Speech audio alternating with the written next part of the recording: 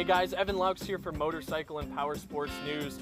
We're out at Fuel Cleveland 2022, and I'm here looking at this awesome 1979 Yamaha SR500 Cafe Racer. I'm here with Spero, Floro, and he's going to tell us a little about it for our ride of the week.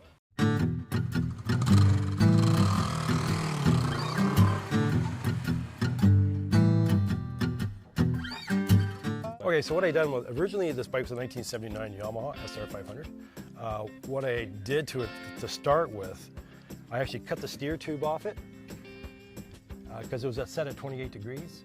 I cut it off. I milled my own to fit the 1996 GSXR 600 front end on it, and I changed the geometry from 28 to 25 to make a steeper angle, a little more sporty, a little quicker turning. I rebuilt the front forks on it with Racetech springs, emulators, so the front end works really well. It has custom-made wheels from Moto with Warp 9 wheels and double disc brakes, stops on a dime. Are you doing all the fab work? Do you have somebody do that for you? I did all the fab work myself. Okay. I did all the fab work myself. I bent all the pipes, all the tubing for the frame is all mine. I bent it all myself, welded it all. This whole back end right here. Basically from here to here is all mine. It's all my frame. This here I made myself on the hand mill. The rear fender I made myself. I bent it all on my first time ever doing that. Okay. Yeah, so I did all that. Same as the front headlight brackets. Those are all milled on the milling machine by hand. It's got an electron carburetor. It runs really, really well. Racetech custom-made shocks for the back. Expensive, but they work really well. All the lights work on it. All the brakes work on it. Everything works on it. The only thing I don't have is a horn on it. I don't like it. So what was kind of the influence for this to be your bike first to start? actual build? Well, do you want to hear the history of this bike? Yeah. Okay. This bike came to me on the way to the dump. Okay. My brother called me up one day and he said, Spero, I got this bike. I took it to my girlfriend's backyard. I'm taking it to the dump. Want me to bring it over? I said, sure. I was working in my dad's garage at the time.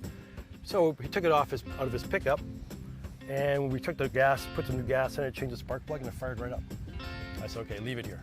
So you lucked out. You lucked out. Yeah. That's a steal. I said, and he had the ownership for it too, so I said, okay, leave it here, it's mine. Right.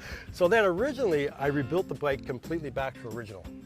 I had no exhaust on it, no seat, so I sourced all the parts. That was before the internet, so it was really hard to find the stuff.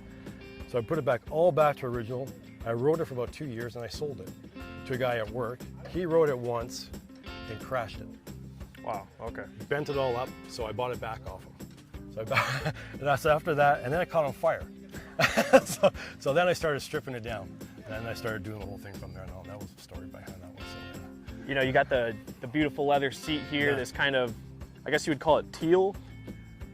It's baby blue, baby green. Yeah, like a teal color. Yeah, sort of.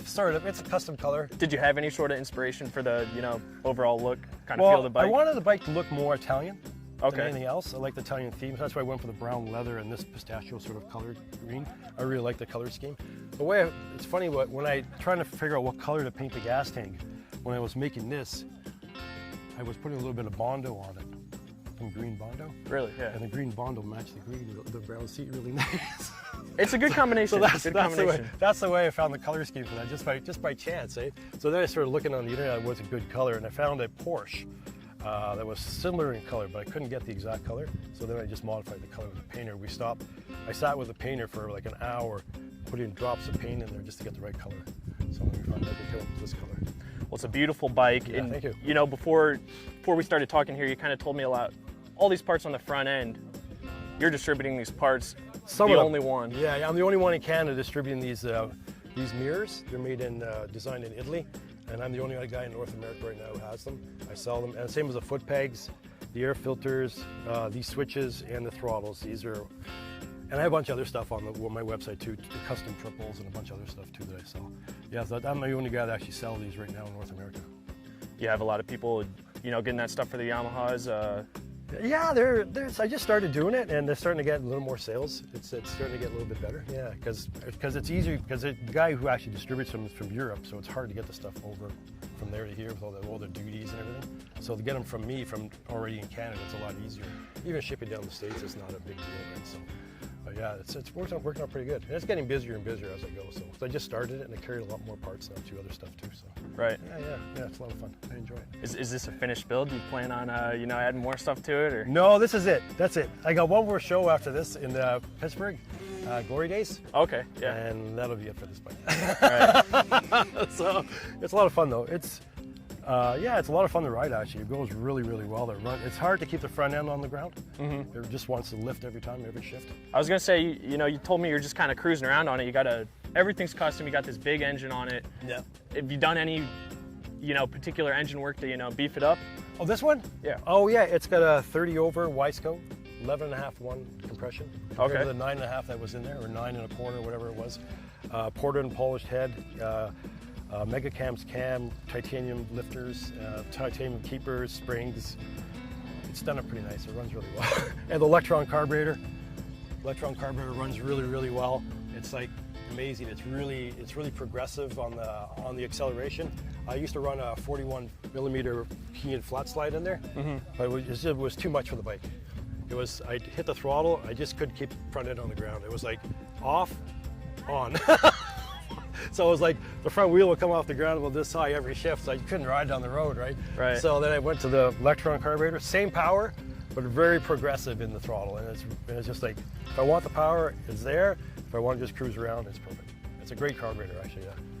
All this power on tap, you're not doing any racing with it? No, I have another one. That's a race bike, actually. Okay. I have another one. I haven't raced it, though, either. But I do have another one just strictly for racing. Okay. It's a dual plug. It's got dual plug, same engine, same basic setup, but it's more race setup. So yeah, I haven't actually raced it, but I do have it. Be a lot of fun to do, but yeah. Awesome. It's great. It's really light, too. It's super light. I think it's about 340 pounds compared to the 425 it was. Okay. So it's a really lightweight. It took a lot of weight off it, especially on the exhaust and everything. Yeah, it's really good. Right. Yeah. Well, yeah, it's a beautiful bike here, beautiful Yamaha. Thank you. Spero, thanks for talking with us and Thank telling you. us a little about your bike. Yeah, thanks very much. Nice to talk to you guys. Guys, it's been your ride of the week. Thanks very much. Thank you.